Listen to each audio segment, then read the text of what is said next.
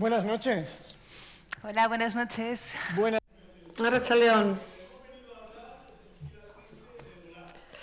Bueno, egan egiteaz hitz egitatorri gara. Pink Floyden doinu bate dio Learning to Fly. Egan egiten ikasten. Eta horzaten du, nire baldintzek lurrera lotzen haute, baina saiatu egin nahi dut.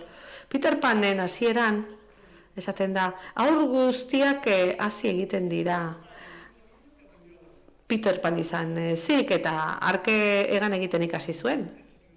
Sara, zuk egan egiten ikasi nahi duzu? Bai, gustatuko litzaidake. Izugarri. Zer esan hasi nahi ez izate horretaz, ezta? Lehenbizi, zientzian abiatzeko biologo molekular gisa, eta baita ere, astronauta taldean sartzeko saiakera horretan, zenbateraino dago hori hor. Bai, behar bada, aurra nintzenetik hori hor egon zen, eta hor nintzeneko jakin mina esango nuke ez da, oraindik ere hortxe dago, esploratzeko gogoa motibatzen dauen horren atzetik joatea, eta ez pragmatismora hainbeste hurbiltzea, ez? Helduena hain gurea dena. Bueno, inozotasun moduko hori mantentzen dut, ume izate hori, eta horregatik ari naiz honetan sormena aplikatzeko aukera ematen dite lan honek. Astronauta izatea ere hortik etorri zen. Bada zientziaren osagai bat, gure historia personalen parte izaten dena, misterioak bilatzea, ez da, orantxe ikusi dugu, hitzaldi bikain horretan, exoplanetei buruzko horretan. Misterioa, ez da? Ezagutzen ez dugun hori eta zientzian eramaten gaituena, bultzatzen gaituena. Ze misterio hori aurregin nahi diezuzuk? Era guztietakoak, orantxe, 12 urte baino gehiago daramatzat onkologiaren ikerkuntzan. Zergatik, alde batetik oso konplexua direlako gaixotasun horiek, kelozek, profesoreak edo irakasleak azaldu digu, nolako ikuspegi daukun biologok, baina baita ere horrek izan dezan eragin onuragarriagatik, hor eman daitezkeen pausoei dagokienez. Horrek narama ikerkuntzara, eta baita ere espazioaren ikerkuntzan ere, misterio horiek baztea. Halako batean, biologo molekular bat, bikaintasuneko zentro batean lanean ari da, eta erabakitzen du, espazioaren esplorazioan edo ikerkuntzan sartzea. Ze prozesu da hori, zer egiten da astronauta izatera iristeko? Europako agentzian behintzat. Tira, baliteke, astronauta izateko zailena aukera bat sortzea izango litzateke. Zergatik hori oso gutxitan gertatzen delako, ze ez dago hegaldi tripulaturik, eta horregatik ez dira hainbeste behar, ez dira hainbeste astronauta behar, NASAren aldean adibidez. Hor bai deialdi asko daude, ia urtero sortzen dira deialdiak, baina Europan 13-15 behin edo gertatzen da. 4 deialdi besterik ez dira egon, eta hor 4-6 astronauta hartzen dituzte, beraz, naiz eta zure ametsa izan txiki ezinenetik, edo asko prestatuta ere, ziurrenik ez duzu aukerari lortuko. Edo behar bada, aukera sortzen denean, zuk behar dituzun baldintzak sortzea. Hasteko aukerak, lan proposamen bat, lan eskaintza bat, gero baldintza batzuk bete behar ditu, nahiko sinpleak. Zientzia lan egin behar duzu, baina bide asko daude, astronauta izateko bide horretan natur zientzian, hori da nire kasua, ni ikertzaile onkologikoa naiz, espaziotik oso urrun nago, baina ingenieriza batetik abiatu zaitezke, matematika arlotik, medikuntzatik, edo bide klasikoa, garai batean aplikatzen zena, proba pilotuak. Zuk baldintza betetzen dituzu, disiplina zientifiko edo teknologiko batean zaude, eskaintza bat etortzen zaizu, Europar agentziatik, eta horren, zer nolako proba pasatu behar dituzu? Bai, guztira 6 fase, ebaluazio fase daude. Erabaki horretik, modu arrazional batean egin nuen, ez? Eta nire hori galdetu nion, nik benetan hau egin nahi dut, abentura honetan sartuko nahi, zein da nire motivazioa, zenik badut ibilbide bat, karrera bat daukat, ibilbide profesional bat, hau ez da umetako fantasia bat, eta hor, benetan jakin nahi izan nuen astronauta batek zer egin behar zuen. Ze, azken batean ikusi nuen ikertzailea besterik ez zirela. Nik egiten nuen hori egiten zutela, baina ezoiko inguru batean. Prozesuan abiatu ondoren, ia 23.000 hautagai aurkeztu ziren. Hoien artean, medikoen ziurtagiri batera behar da.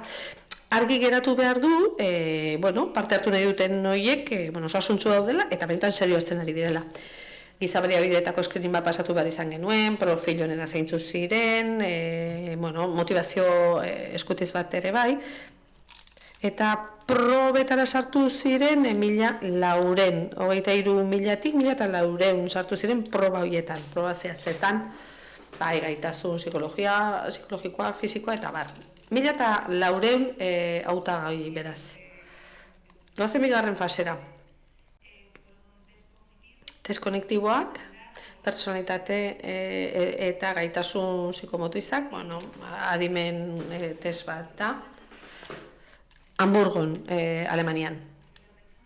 11 orduko azterketak guztietakoak, orokorrak, matematika, fisika eta ingelesa, oroimena, konzentrazioa, espazioko orientazioa, eta bar, hor gakoa etzen nahin beste ikaragarrizko oroimena ukitzea, edo ezagutza oso sakona ukitzea fizikan, ez gutxi gora bera, edozein arlotan, edozein gaitasunetan, aurrera ateratzeko gai izatea. Eta hori zen gakoa, 400 lagunek gaindituen dituen proboiek, urrengo fase asko subjektiboagoa izan zen, hortik aurrera esango nuke, baremazio bat dagoen, estandar batzu daude, hori betezi duzu, ala ez erraza da horiek ebaluatzea, baina prozesuaren gainerako oso subjektiboa izan da, ze profil psikologikoak bilatu dituzte, eta hor ezaugarriak oso zehatzak dira. Eta era ezberdinetan ebaluatu dituzte, urrengo fasea Kolonian egin genuen, astronauten zentroan, proba psikologiko asko zeuden, psikologoekin elkarrizketak, beste astronomo edo astronauta zailduekin izan genituen ikusten zenitun beti oharrak hartzen, eta hor, urduri jartzen zinen, antsietate puntu bat etortzen zaizun, eta pesatzen zuen, hau ez du gaindituko. Orduan, beraiek ze balorazio egin behar zuten, estres egoera horretan ere komunikazio egokia mantendu zenezaken, eta talde lanean jardun zenezaken. Taldearen alde, eta ez hainbeste zure interes personalen alde.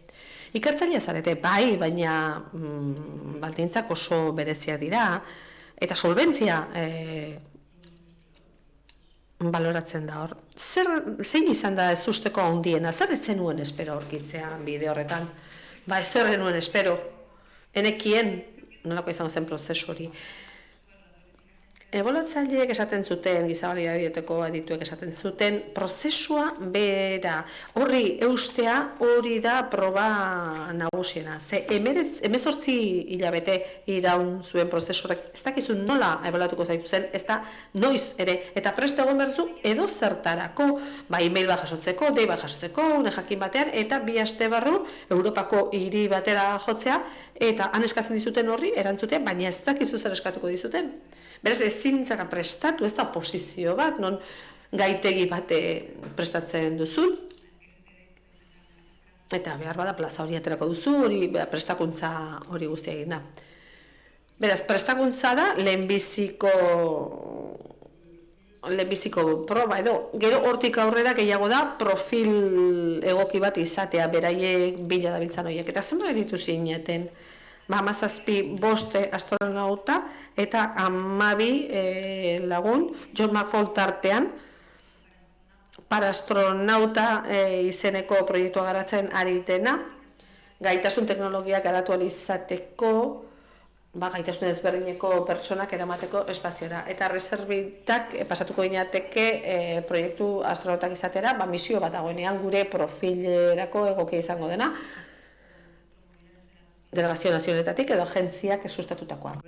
Los astronautas de carrera ya se han incorporado al Centro Europeo de Astronautas y son personal de la Agencia Espacial Europea desde este mismo momento hasta que se jubilen, independientemente de que tengan o no tengan una misión, trabajan para la agencia.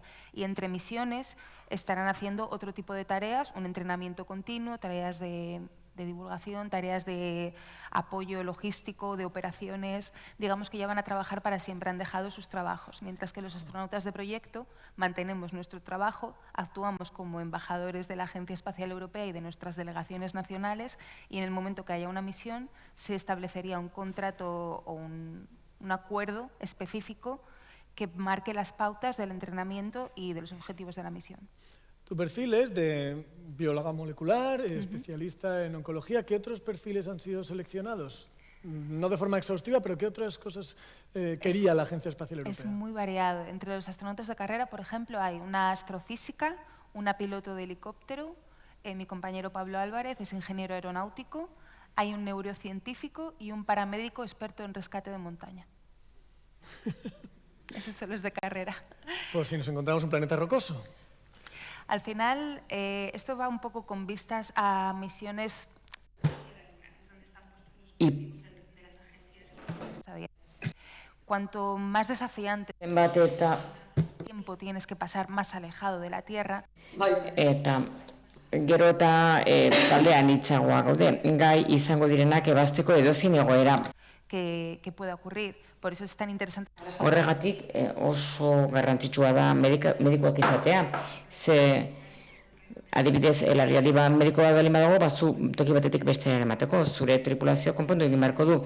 Beraz, datu zientifikoa galtzen direnean, norbait egon behar du aurrera ateratzeko ikerketa proiektu bat, hau da berreskuratzeko material hori edo esperimentuak egiteko, hau da zientzialaren babesi gabe. Ze misioetan bereziki nazioarteko base espazialean esperimentu zientifiko bat egiten da.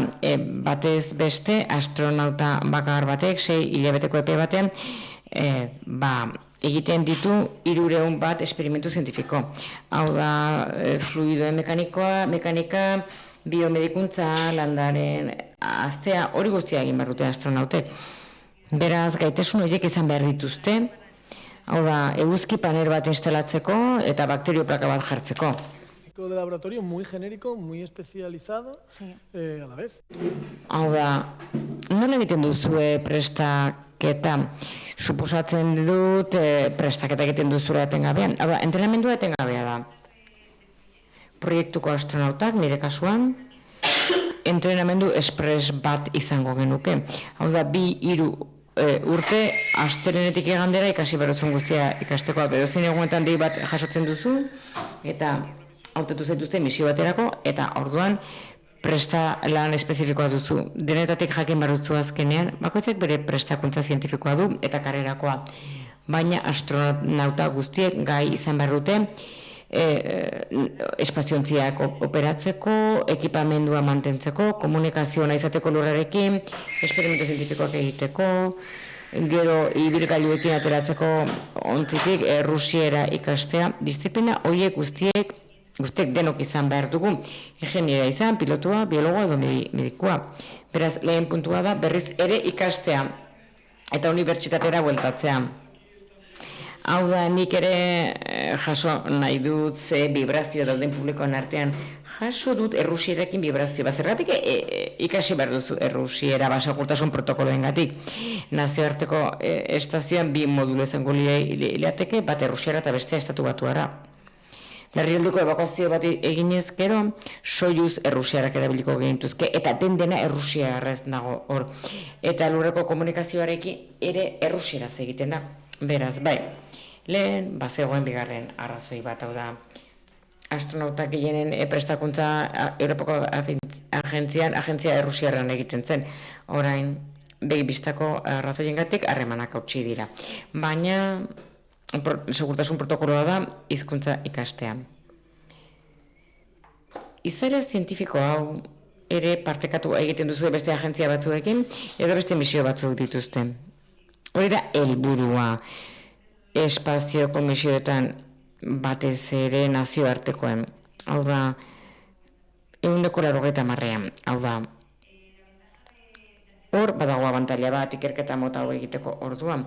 Hau da, mikrogravitatek bezalako ingurunean, mota guztietako propietateak aztertu daitezke, ezinezkoak direnak berregitea lurra. Berregin daitezke, baina ez eiraupen luzekoa hegaldi parabolikoa ditugu, zentrifugadoreak mimetizatu ditzakeenak gravitatea absentzia bezalako baldintzak, baina 6 hilabete adibidez ingurune batean, laborategi batean, han dagoena baldintza horretan. Eta mikrograbitate baldintzatan lan egitea, adibidez material berriekin, hau da agregazioa eta jalkipena ez egotea, ikertatzen diren nahasketa guztiak oso puruak dira.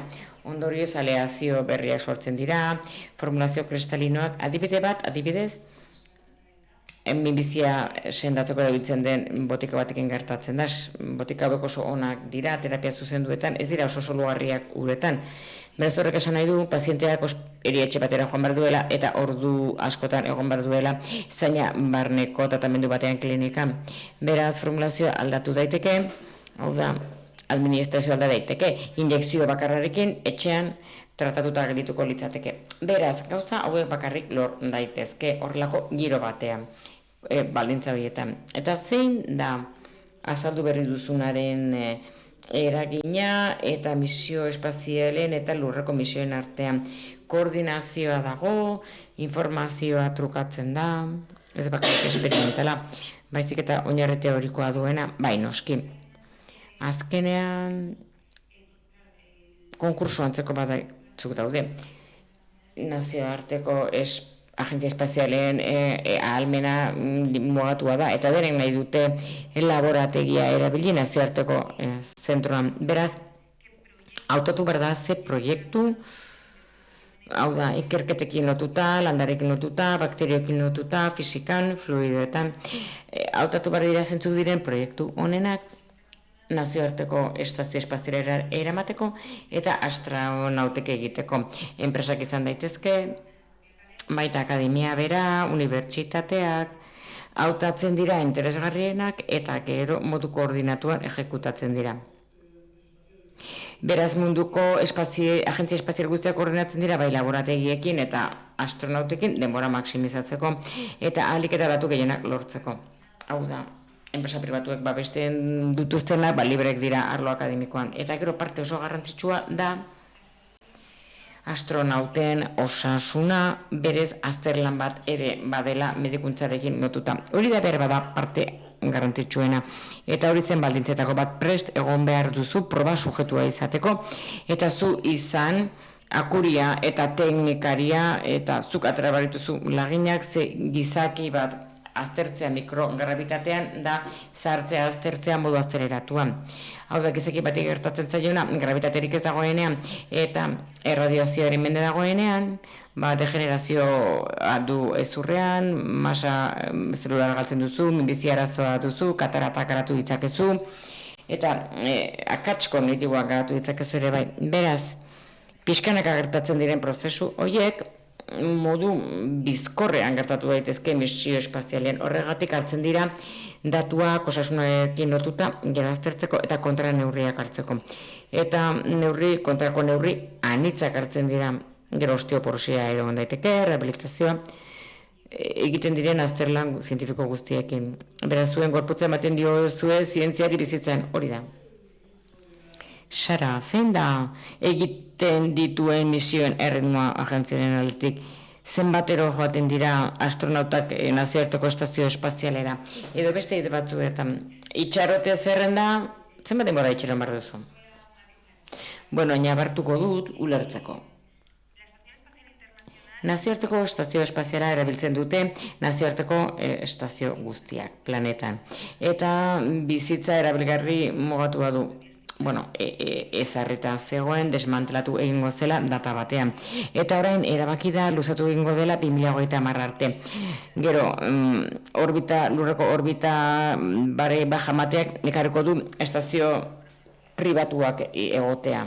Ez agentziek eranduta. Eta orduan, esperimentazio denbora mogatua dago. Hemendik 2030 esa Europako Agentzia Espazialak urtero misio bat itzatuta astronauta bakoitzeko, ze Europak ez du gaitasunik astronautak espaziora bialtzeko. Horretarako NASAren subsidien mende daude. Lehen Errusiarrak erabiltzen zituen, orain NASAren mende bakarri dago. Eta NASAk astronauta plantilla oso handia du, Europarra baina askoz handiagoa. Beraz, hitzarmen batzuekin, Columbus izeneko laborategiak Europan garatua, eta laborategi hori erabiltzen dute Japoniarrek, txinatarrek ez Amerikarrek, eta erabileraren arabera hitzartu daiteke nazioarteko subsidio erabiliko diren. Eta karrerako lehen astronautak 2026 ezin duenez, 5 astronautak karrerakoak izango dira lehenbizi. Gure kasuan, proiektuko astronauten kasuan, hau da, delegazio nazional batek misio espezifiko bat patrozinatzen badu 6 hilabetekoa, orduan erabil daitezke beste enpresa batzuk, Action bezala, NASAren subsidiak erabiliz, nazioarteko agentzia espaziara joteko. Lankidetza pribatu publikoa da, eta horren mende dago, beraz koordinazio maila handia da, bai eta beharrezkoa. Eta gainerako agentziekin duela gutxi entzun dugu, Indiako agentziaren berri izan dugu. Indian eta Txina zer gertatzen da? Lankidetza ere egiten dute? Ez horren beste. Harremana oso peluzekoa baita, Kanadakin, NASArekin, haiekin harreman gehiago dago. Baina, agentzia hauek, Txinatarra eta Indiakoak oso potenteak dira, eta segurenez ezari egingo dira hitzarmen berriak. Baina, oraingoz, horretan lanean ari dira. Ez dago misio bateraturik nik dakidela behintzat. Prozesu honen ondoren, astronautak dira seguruenez, zientziara dedikatzen diren pertsonen artean, gehien identifikatzen ditugunak herritar xumeak. Behintzat abenturarekin ez, eta heroi izatearekin. Zu ala sentituko zea, baina nola sentitzen zara erreferente orain hain iritzi publikoaren aurrean zaudenez. Egia esan, sekula enuen planteatu, ilusio handia egiten dit, jendak esaten didanean orain erreferente bat naizela, ni naizelako lehen emakume Espainiarra astronauten gorputza sartu dena. Baina erantzukizun handiz, zenik zer nahi dut erantzun egoki bat eman. Eta nik nahi dut, datorzen belaunaldiek erreferente bat izan dezaten. Gauza beki egin daitezkela, ematen dute hain gauza ero bat dela, oso ezoikoa dela, baina bai, uste dut ona dela, adibide horiek izatea, egiazko adibideak, ispiluak bere burua behiratzeko, lortu bat zuen, zergatik ezingo dut nik lortu. Niri horrek asko balio izan zidan karreran. Jendea ezagutza benetakoa, erreferenteak zirenak, elkarrizketak izan ditzaken bereiekin eta gauza handiak egiten zituztenak. Eta nik nire ingurueneko jende ikusi nuenean egiten, orduan nik erabaki nuen urratz batzuk ematea. Aurrekaririk izan ez banitu, berbada enuen egingo. Duela zenbat, egin zenuen klik, bidali botoian, ekainean itxi zen, 2021. Eta 2 urte hauetan, gutxiagoan, Sara, denbora bukatzen nahi zaigu, nola aldatu zara, zer ikasi duzu? Asko ikasi dut nire buruaz, asko ikasi dut, ez dagoela bide bakarra, helburuak lortzeko, seguruenez, helburu batzuk ez daudela bizitzan, ere existitzen ez direnak, baina ikasten zoazenean, eta ausartzen zarenean esploratzen motibatzen zaituen hori, eta printzipio batzuk dituzunean, entzuten duzunean, eta inguruneari begiratzen duzunean, azkenan hori guztia gauzatu diteke sekula planteatu ez zenuen zerbaitetan. Nik enuen egin nuen guztia astronauta izateko, baina uste dut, eman ditudan urratz guztiak haurtxoan nintzenetik, eta elektromagnetismoaren jolasten duenetik, orain protokoloak diseinatzen ditut eta doktorako tesiak zuzentzen dut. Horrek guztiak eman dit tresna motxila bat eta lagundu dit hau lortzen. Horregatik oso garrantzitsua da ikastea. Eta gauza oso intrintsekoki ona da. Eta esaldi bat lapurtuz gure lehen izlariari. Están por descubrir. Oraindik aurkitzeke daude. Honetan guztia, mila esker Sara. Zolagarri izan da zurekin hitz egitea. Txalo bero bat emakume honentzat, zegan egiten ikasi baitu. Eskerrik asko Sara.